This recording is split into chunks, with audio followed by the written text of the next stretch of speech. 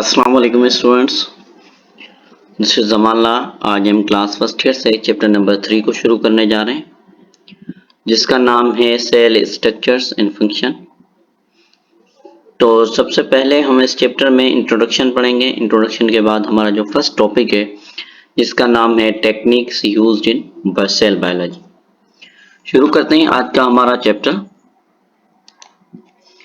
का जैसे कि ऑलरेडी हमें पता है कि चैप्टर का नाम क्या है, सेल स्ट्रक्चर एंड फंक्शन। इसमें हमारे पास लर्निंग ऑब्जेक्ट्स कौन से होंगे?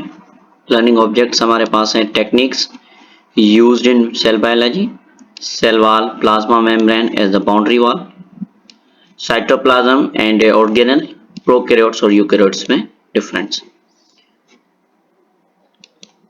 तो इंट्रोडक्शन में सबसे पहले हम बात करते हैं, तो हमें ऑलरेडी पता है कि हम सेल के बारे में हम ऑलरेडी पढ़कर आए अर्ली क्लासेस में, चैप्टर के अंदर 9th में, उसके अलावा उससे पहले भी साइंस के अंदर। सबसे पहले बात ये आती है कि सेल है क्या। तो इधर हमारे पास सेल की डेफिनेशन है, cell is the basic structural and functional unit of life. हमारे बॉडी के अंदर जितने भी काम है या जितनी भी बनावट है, चाहे एक सेल से लेकर हजारों मिलियन सेल से बना हुआ हो कोई जानदार, तो उसका जो बेसिक यूनिट है वो हमारे पास क्या है? सेल है।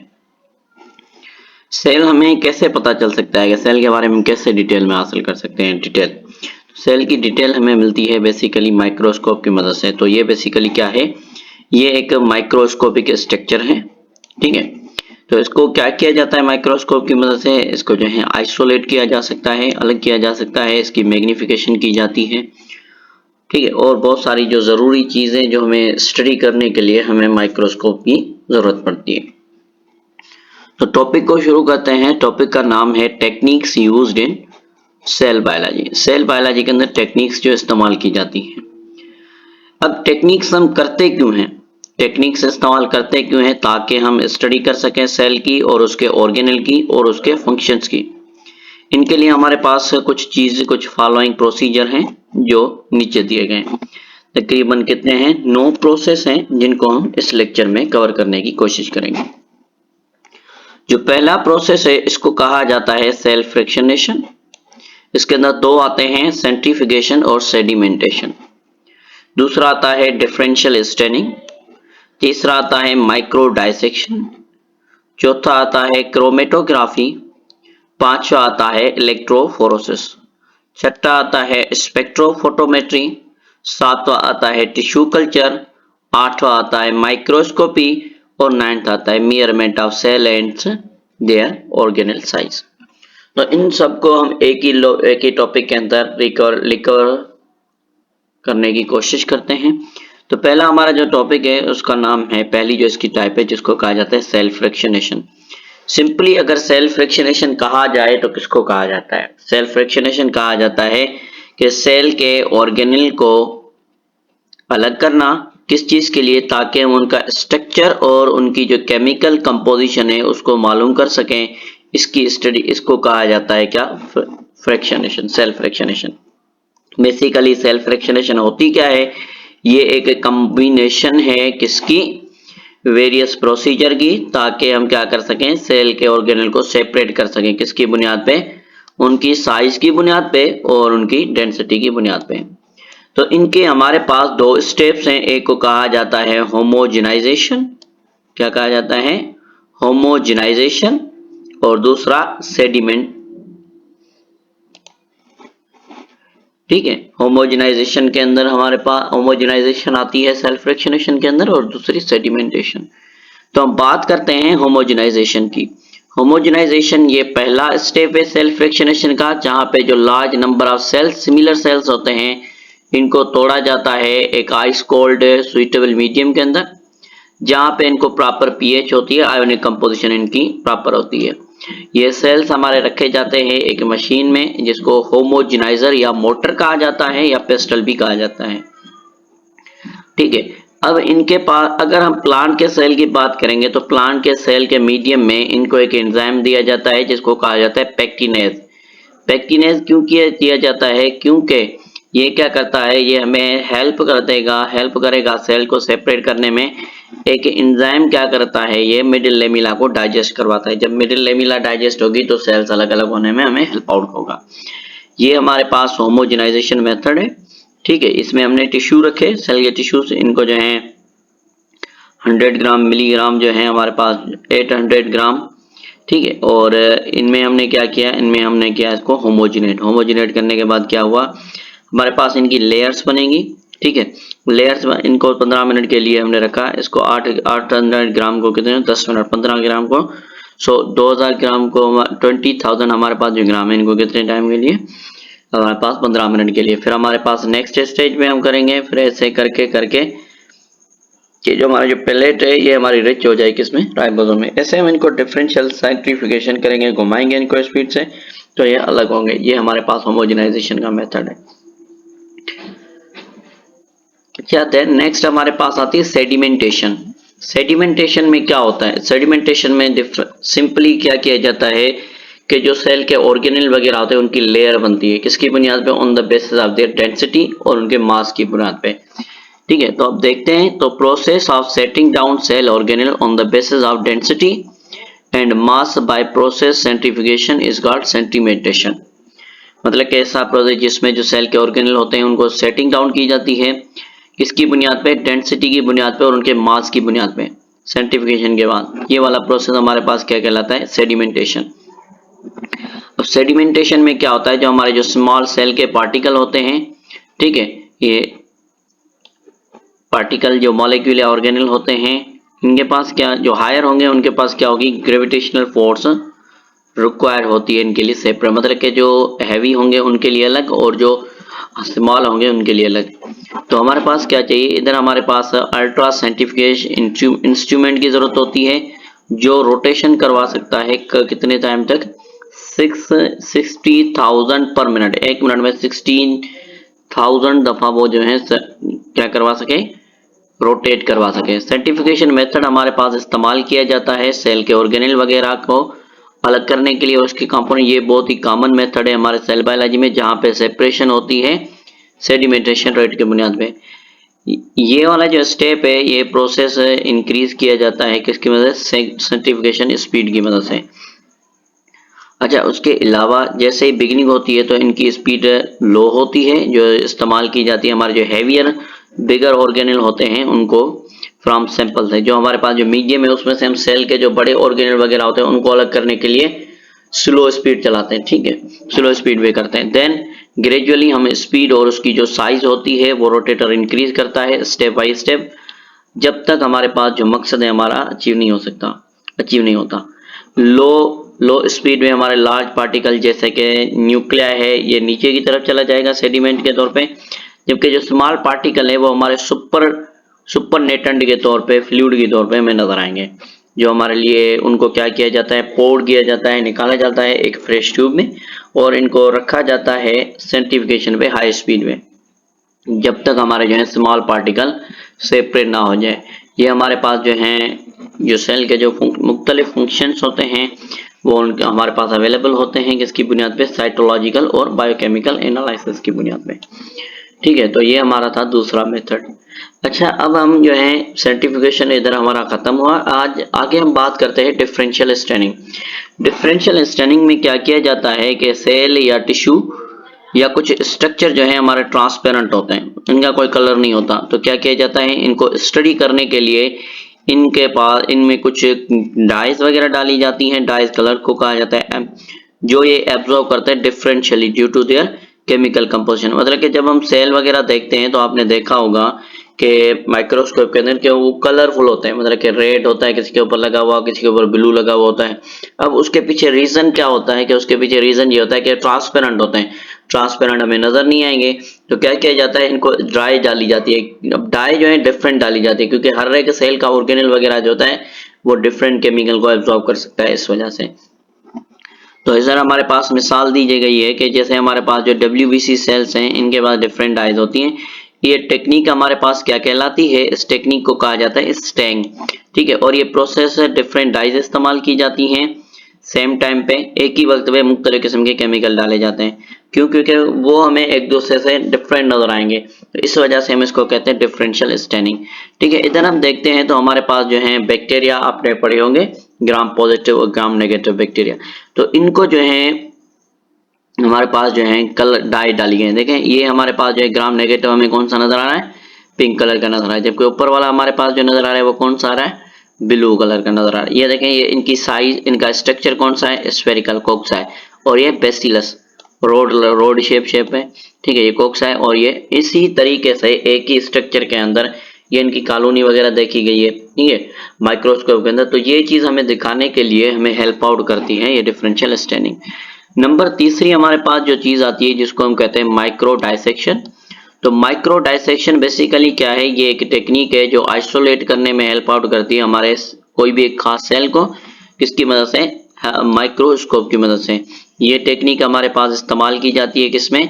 बायोलॉजिकल रिसर्च में, ताकि हमारे पास जो है हेल्प आउट कर सके एम्ब्रियोनिक सेल का जो रोल होता है डेवलपमेंट में, या उसके अलावा रोल ऑफ हमारे जो केमिकल्स होते हैं सेल की डेवलपमेंट के अंदर या ट्रीटमेंट के अंदर हमें पास हेल्प आउट करते हैं।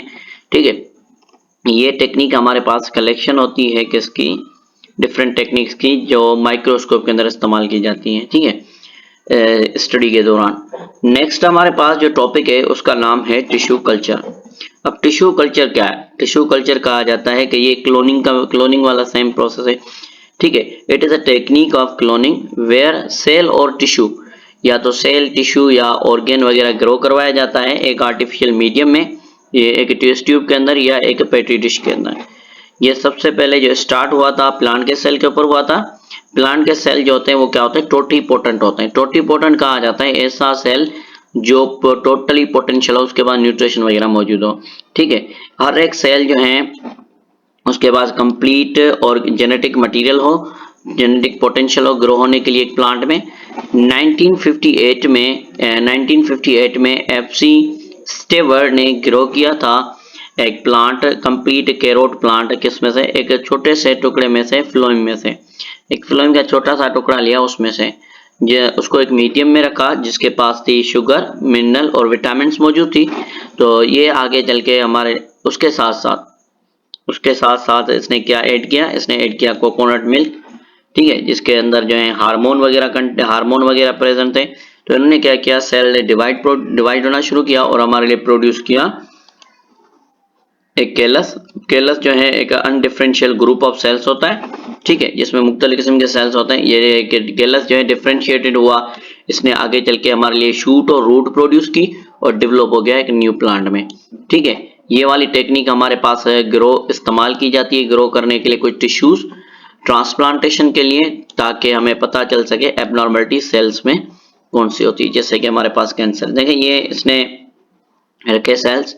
ठीक है, अब देन इसमें अंदर जो है केमिकल वगैरह हुए, फिर इसने जो है ग्रो करना, इसके अंदर जो है देखें ये ग्रो कर रहा है, इसमें से फिर शूट निकल गई, फिर एक कंप्लीट चलते चलते हमारे पास एक कंप्लीट प्लांट बन गया। ठीक है, तो ये टेक्निक थी हमारे पास। अच्छा, देन नेक्स्ट हमारे पास जो आती है जिसको हम कहते हैं क्रोमेटोग्राफी। क्रोमेटोग्राफी बेसिकली क्या है? क्रोमा कलर, ग्राफिक लाइन और पिक्चर। ठीक है, ये एक टेक्निक है जो इस्तेमाल की जाती है डिफरेंट किस चीज के लिए? सेपरेट करने के लिए डिफरेंट कंपोनेंट सेल में से एक मिक्सचर हो, उस मिक्सचर के अंदर हम कोई भी डिफरेंट कंपोनेंट्स हैं उनको अलग अलग करना चाहते हैं, तो इसको कहा जाता है क्रोमेटोग्राफी। क्रोमेटोग्राफी में क्या किया जाता है? The speed of molecular movement जो है हमारे पास उसकी डिपेंड करती है किसके ऊपर? मॉलिक्यूल की साइज के ऊपर। सो डिफरेंट कंपोनेंट हमारे पास मिक्सचर में जो ट्रेवल करते हैं स्टेशनरी फेज से एक स्पीड में। इसमें हमारे पास 4 टाइप्स आती हैं क्रोमेटोग्राफी की। ठीक है, जिनमें हमारे पास जो है क्वालिटेटिव एनालिसिस किया जाता है। एक हमारे पास paper chromatography, thin layer chromatography, gas chromatography और हाई परफॉर्मेंस लिक्विड क्रोमेटोग्राफी। तो पेपर क्रोमेटोग्राफी हमारे पास सिंपल होती है जो इस्तेमाल की जाती है केमिस्ट्री एनालिटिकल के लिए। ठीक है, अब ये मेथड हमारे पास जो है 2 फेसेस में आता है। एक को हम कहते हैं स्टेशनरी फेस, ठीक है, और दूसरा हमारे पास कहलाता है मोबाइल फेस। इसमें हमने क्या किया? सेल्यूलोज जो शीट होती है इसको फिल्टर पेपर वर्क के थ्रू फेस के अंदर हमें गुजारा। क्या कहना है कि एक filter paper work as a stationary phase while sample mix mixture with in solvent work as a mobile component. Mobile phase, simple phase में, कंपोनेंट फेज में हमारे पास मिक्सचर जो है स्टार्ट करता है separating on paper according to their rate of movement. ठीक है, अब आगे चलते हैं। ये हमारे पास जो दिया गया है इसमें ऐसे मूवमेंट करवाई जाती है। देखिए ये हमारे पास इंक है, इंक और ये वाटर, इनको मूवमेंट करवाई इस डायरेक्शन में मूवमेंट करवाई, तो ये इधर से जैसे ही गुजरेंगे तो हमारे पास क्या नजर आएगा, ये पेपर लगा हुआ है इधर, जैसे इस पेपर से क्रॉस करेंगे तो इनके जो है हमें जो है कलर नजर आना शुरू हो जाएंगे और हम इनको सेपरेट कर सकते हैं कि कौन सा केमिकल है। इलेक्ट्रोफोरोसिस, इलेक्ट्रोजेल फोरोसिस होता है बेसिकली एक प्रोसेस। ये एक टेक्निक है जो इस्तेमाल की जाती है ताकि किसकी बुनियाद पे, सेपरेटेड चार्जेस और मॉलिक्यूल बेस्ड में इसकी ऑन द साइज और इलेक्ट्रिकल चार्जेस जो होती है हमारे इलेक्ट्रोलाइटिक सेल के अंदर, इसको कहा जाता है इलेक्ट्रोफोरोसिस। ये मेनली इस्तेमाल किया जाता है किसके लिए, डीएनए, आरएनए या प्रोटीन के मॉलिक्यूल्स को। ये टेक्निक जो है फेमिलर है with the name of jail electrophoresis के नाम से। क्यों? क्योंकि इसमें जो है चार्ज मूवमेंट जो मॉलिक्यूल की होती है वो होती है एक जेल के थ्रू जो बनी होती है हमारे पास कंपाउंड्स की, जिनमें हमारे पास एक्राइलमाइड आता है। ये मूवमेंट होती है जो हमारे पास चार्ज मॉलिक्यूल्स की, एक इलेक्ट्रिक करंट पास होता है, इलेक्ट्रिक करंट के थ्रू एक इलेक्ट्रिक करंट पास्ड अक्रॉस। तो जेल जो होती है इसके पास परमिएबल मैट्रिक्स होते हैं, जैसे कि हमारे पास सीव होती है, जिसकी मदद से मॉलिक्यूल हमारे जो हैं ये ट्रेवल करते हैं, एक इलेक्ट्रिक करंट जो इनमें से पास होता है। तो जेल जो होती है ये सस्पेंडेड होती है एक इलेक्ट्रोलाइटिक सॉल्यूशन में और ये रखी जाती है दो इलेक्ट्रोड्स के बीच में। देखें ये हमारे पास क्या है, इलेक्ट्रोड्स है और ये हमारे पास जेल है इधर। ठीक है, और ये हमारे पास एनोड है, ये कैथोड है, ये हमारे पास जेल रखी गई। ठीक है, ये लो पावर वाले मॉलिक्यूल हमारे इधर आ जाएंगे, हाई पावर वाले मॉलिक्यूल हमारे इधर आ जाएंगे। ठीक है, आगे चलते हैं। तो एक ही एंड के ऊपर हमारे पास पॉजिटिव इलेक्ट्रोड है। ठीक है, पॉजिटिवली इलेक्ट्रोड चार्ज, और दूसरी तरफ पे हमारे पास क्या है, नेगेटिव इलेक्ट्रोड चार्ज है, नेगेटिवली चार्ज। ये देखें ये हमारे पास आ गए दोनों, नेगेटिव चार्ज और पॉजिटिव चार्ज। अब क्या किया जाता है कि मूवमेंट जो होती है हमारे चार्ज मॉलिक्यूल की, इनको कहा जाता है माइग्रेशन मॉलिक्यूल। अब इधर कोई भी मॉलिक्यूल नहीं रखे गए, इनमें मॉलिक्यूल रखे गए। अब क्या होगा, ये दो they migrate toward the positive charge, ये इस डायरेक्शन में मूव कर रहे हैं, इस डायरेक्शन में मूव कर रहे हैं। अब क्या होगा, a molecule of negative charge will through a pores of gel and travel faster than large molecule. तो इसमें क्या होगा, जो हमारे स्मॉलर मॉलिक्यूल होंगे वो ज्यादा मूवमेंट करेंगे as compare to large molecule. As a result हमारे पास डिफरेंट मॉलिक्यूल्स सेपरेटेड होते हैं। देखिए ये हमारे पास जो है पॉजिटिव की तरफ मूव करेंगे तो हमारे पास जो बड़े मॉलिक्यूल हैं, देखें हाई मॉलिक्यूलर वेट हमारे एक साइड पे आ गए और लो मॉलिक्यूलर वेट एक साइड पे आ गए। ऐसे हमारे पास जो है सेपरेट होते हैं हमारे मॉलिक्यूल्स। अच्छा, देन नेक्स्ट हमारे पास जो आती है जिसको कहा जाता है स्पेक्ट्रोफोटोमेट्री। स्पेक्ट्रोफोटोमेट्री क्या होता है कि ये सिंपली हमें ये बताता है कि जो हमारी जो लाइट की जो वेवलेंथ होती है उसको कैलकुलेट कैसे किया जा सके। ये हमारे पास क्या कह रहा है कि each compound absorb visible light of containing range and wavelength we can, ये हमारे पास जो है डिफरेंट जो पिगमेंट्स होते हैं वो डिफरेंट वेवलाइट को एब्जॉर्ब करते हैं। तो हम क्या कर सकते हैं, इनको हम रिकॉग्नाइज कर सकते हैं कंपाउंड को उसकी रेंज रीअब्जॉर्प्शन की बुनियाद पे, स्पेक्ट्रम की बुनियाद पे। ठीक है, ये कह रहा है कि ये मेथड जिसमें लाइट मियर की जाती है जो एब्जॉर्ब हो रही है एक पर्टिकुलर सब्सटेंस से, इसको कहा जाता है स्पेक्ट्रोफोटोमेट्री। इसके लिए जो इंस्ट्रूमेंट इस्तेमाल किया जाता है उसको कहा जाता है स्पेक्ट्रोफोटोमीटर। और ये इंस्ट्रूमेंट हमारे पास इस्तेमाल किया जाता है कि किस चीज के लिए, this instrument uses light beam, ये लाइट बीम को इस्तेमाल करता है जो पास करती है हमारे पास सैंपल में से, जहां से ईच हर एक जो कंपाउंड होता है हमारा वो क्या होता है, सैंपल होता है सॉल्यूशन, या एब्जॉर्ब करता है, ये एब्जॉर्ब करे या ट्रांसमिट करता है लाइट को, लाइट की एक खास वेवलेंथ। ठीक है, ये जो इमिटेड या एब्जॉर्ब जो वेव होती है, वेवलेंथ होती है, इसको मेयर किया जाता है किसकी मदद से, स्पेक्ट्रोफोटोमेट्री की मदद से।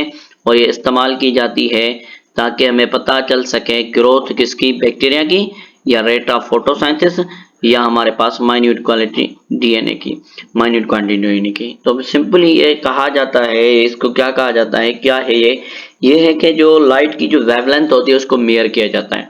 ठीक है, ये हमारे लिए था टॉपिक। अब आगे की हमारे पास जो है जिसको हम कहते हैं माइक्रोस्कोपी। तो माइक्रोस्कोपी क्या है? माइक्रोस्कोपी कहा जाता है कि जैसा कि हमारे पास है कि जो हमारी सेल के जो स्टडी वगैरह होती है माइक्रो ऑर्गेनिज्म की, वो किसके ऊपर डिपेंड करती है? वो डिपेंड करती है माइक्रोस्कोप के ऊपर, जो स्टडी सेल और उसके ऑर्गेनेल की। ठीक है, जिसको हम ज्यादा पावरफुल और बेटर माइक्रोस्कोप की जरूरत होती है। ठीक है, ये हमारे पास जो है 3 तरीके हैं, एट्रीब्यूट्स हैं माइक्रोस्कोप के। एक हमारे पास होता है कि पर्टिकुलर इंपॉर्टेंस, दूसरा हमारे पास इनकी जो मैग्निफिकेशन। ठीक है, एक इनकी मैग्निफिकेशन, रेजोल्यूशन और इनका कॉन्ट्रास्ट। मैग्निफिकेशन क्या है? मैग्निफिकेशन मींस के इंक्रीज की जाती है इनकी जो अपीरेंट साइज होती है किसी भी ऑब्जेक्ट की। ठीक है, एक लाइट माइक्रोस्कोप की मदद से एक स्पेसिमेन की मैग्नीफाई किया जा सकता है कितनी मर्तबा? 1000 टाइम। ठीक है, मैग्निफिकेशन पावर जो माइक्रोस्कोप का होता है ये कैलकुलेट किया जाता है by the power of eyepiece. ठीक है, और उसकी जो ऑब्जेक्टिव लेंस होते हैं, एक उसके ऑब्जेक्टिव लेंस और दूसरे हमारे पास आईपीस, इन दोनों की जो है मल्टीप्लीकेशन से हमें पता चलता है कि इसका ऑब्जेक्ट का क्या है, मैग्निफिकेशन कितनी है। जब मैग्निफिकेशन हमारे पास जो है लिमिट होती है इमेज की, अगर ब्लर्ड हो जाए तो इसको, तो ये अपनी जो है क्या कहते हैं, रेजोल्यूशन लूज कर देता है। तो क्लियरिटी जो इमेज की होती है उसको हम क्या कहते हैं? रेजोल्यूशन। अब देखें ये हमारे पास है कि रेजोल्यूशन है, पुअर रेजोल्यूशन है, मतलब कि बिल्कुल कम है। ये कुछ और माइक्रोस्कोप अच्छे वाला है। ठीक है, ये हमारे पास बेस्ट रेजोल्यूशन है, ये हमें क्लियर चीजें नजर आ रही है। ठीक है, तो it is the capacity of an instrument to separate adjust from form और ऑब्जेक्ट। ये जो है हमारे पास क्या कर रहा है, किसी भी ऑब्जेक्ट या इंस्ट्रूमेंट को क्लियर करके दिखा रहा है या सेपरेट करके दिखा रहा है। इसको हम क्या कहते हैं? इसको हम कहते हैं रेजोल्यूशन। तो मिनिमम डिस्टेंस जो दो डिस्टिंक्ट पॉइंट के बीच में होता है इसको हम क्या कह सकते हैं? इसको हम कहते हैं रेजोल्यूशन, जो हम देख भी सकते हैं। ठीक है, अच्छा देन इस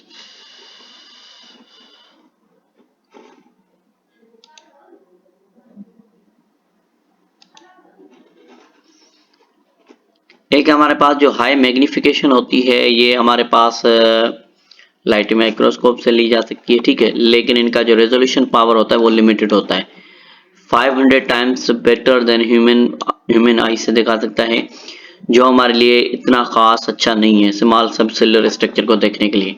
इलेक्ट्रॉन माइक्रोस्कोप जो है इस्तेमाल करता है बीम ऑफ इलेक्ट्रॉन्स, जिनके पास शॉर्टर वेवलेंथ होता है और विजिबल लाइट से। तो इलेक्ट्रॉन माइक्रोस्कोप जो है हमारे पास ये कैपेबल होते हैं कि हमारे ऑब्जेक्ट्स को कितनी मरतबा 10,000 time more than better human आई से दिखा सकते हैं। इसकी वजह से जो सब सेलर स्ट्रक्चर होते हैं हमारे, उनको स्टडी किसके थ्रू किया जाता है? इलेक्ट्रॉन माइक्रोस्कोप की मदद से दिया जा सकता है। कॉन्ट्रास्ट क्या है? तो कॉन्ट्रास्ट कहा जाता है कि darkness of the background related to the specimen. Specimen का जो बैकग्राउंड होता है वो कितना डार्कनेस है, इसको कहा जाता है कॉन्ट्रास्ट। ये बेसिकली क्या क्यों किया जाता है? ताकि हम जो इनके कलर्स और ट्रांसपेरेंट स्पेसिमेन जो है उनको देख सकें। ये स्पेशल टाइप ऑफ माइक्रोस्कोप इसमें इस्तेमाल किया जाता है। ठीक है, अब नेक्स्ट हमारे पास जो आता है जिसको हम कहते हैं माइक्रोमेट्री। माइक्रोमेट्री क्या है? माइक्रोमेट्री कहा जाता है कि measurement of dimension and size of an object observing under the microscope. Microscope के अंदर किसी भी चीज को जो देखते हैं उसकी साइज को मालूम करने को हम कहते हैं माइक्रोमेट्री। ठीक है, ये इसके लिए एक स्पेशल इंस्ट्रूमेंट की जरूरत होती है, उसको कहा जाता है माइक्रोमीटर। जो इंस्ट्रूमेंट होता है ये अटैच या पुट किया जाता है माइक्रोस्कोप के अंदर। इसकी जो है 2 टाइप्स होती है माइक्रोमीटर की, एक होता है ओक्यूलर माइक्रोमीटर और दूसरा होता है स्टेज माइक्रोमीटर।